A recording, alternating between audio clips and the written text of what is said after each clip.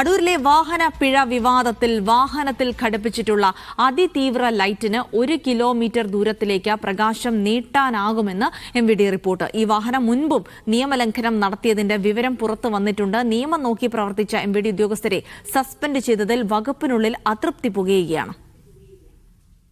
പ്രളയ ദുരിതത്തിലേർപ്പെട്ട വാഹനത്തിന് പിഴ ചുമത്തിയെന്ന ആറന്മുള MLA അബിൻ വർക്കിയുടെ പരാതിയിലാണ് 2 AMVമാരെ വിശദീകരണം പോലും തേടാതെ സസ്പെൻഡ് ചെയ്തത്.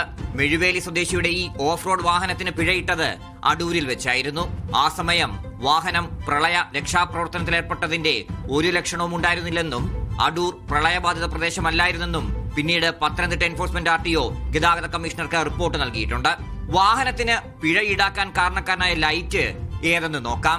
Light force blitz 240 mm halogen light, range 994 metre. Low mount എന്ന് കമ്പനി പോലും പറയുന്ന ലൈറ്റ് ഘടിപ്പിച്ചിരുന്നത് ബോണറ്റിന് മുകളിൽ. ഈ ലൈറ്റ് പ്രവർത്തിപ്പിച്ചാൽ എതിരെ വരുന്ന വാഹനത്തിന്റെ അവസ്ഥ പറയണോ? ഇതേ ലൈറ്റുകളും ഉന്തി നിൽക്കുന്ന ടയറുമായി ഓടിയതിന് 2024 ഈ വാഹനത്തിന് പിഴയിട്ടതാണ്. എന്നിട്ടും അഴിച്ചുമാറ്റാൻ തയ്യാറായില്ല. തീർന്നില്ല നിയമലംഘനം. ഈ വർഷം ഏപ്രിലിൽ സീറ്റ് ബെൽറ്റ് ഇടാതെ പോയതിന് വീണ്ടും കിട്ടിയിട്ടുണ്ട് പിഴ. എതിരെ വരുന്ന വാഹനം ലൈറ്റ് ഡിമ്മാക്കിയില്ലെങ്കിൽ ഉണ്ടാവുന്ന ബുദ്ധിമുട്ട് വാഹനം ഓടിക്കുന്നവർക്ക് കൃത്യമായിട്ടറിയാം. അനധികൃത ഹൈബീം ലൈറ്റുകൾക്കെതിരെ കർശന നടപടിയെടുക്കണമെന്ന് സർക്കാരിന്റെയും ഹൈക്കോടതിയുടെയും നിരവധി ഉത്തരവുകളുമുണ്ട്.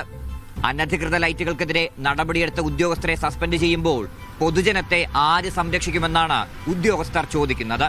തിരുവനന്തപുരത്ത് നിന്ന് RB സനൂപ്, മീഡിയ 1.